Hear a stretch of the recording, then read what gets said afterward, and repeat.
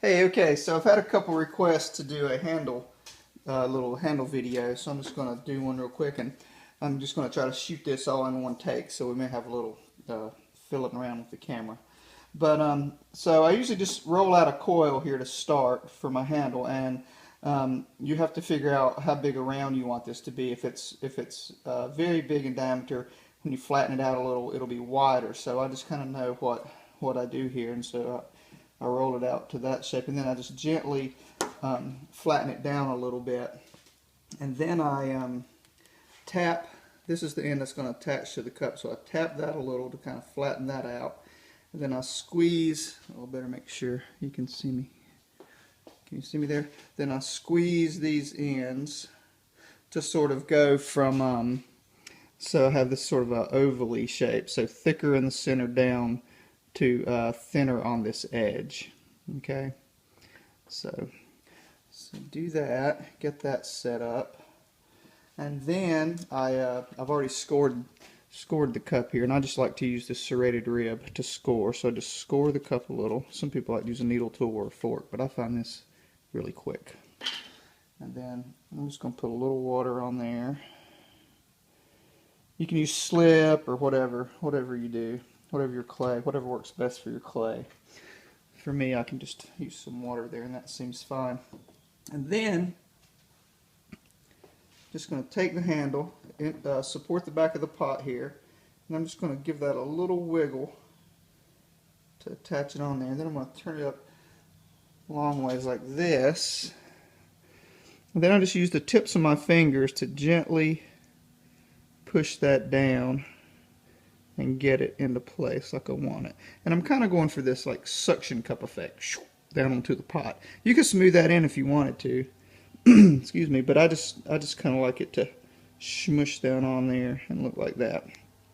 And then the next thing I usually do is I'll stand it down and I'll just kind of gently squeeze these edges. And again, that's kind of just giving me a little shaping from thick to thin on these edges. You don't want like a sharp, thick, fat edge, squared off edge. I kind of want sort of this strappy handle, but I want it to have some dimension. Alright, then I'm going to go over here to the water bucket, put me some water on there. And then, I'll have to come up here so you can see this. And then, I'm just going to pull this down. And I'm just shaping this just gently. I've already done most of the shaping, so each side gets a little squeeze, and then the whole handle gets a little pull. So get these edges nice. Okay, I think that's all right. Now I have to do a little camera movement here. Let's come back around here, and I'm going to show you how to do this next part. So let's come down here. Alright, here we go.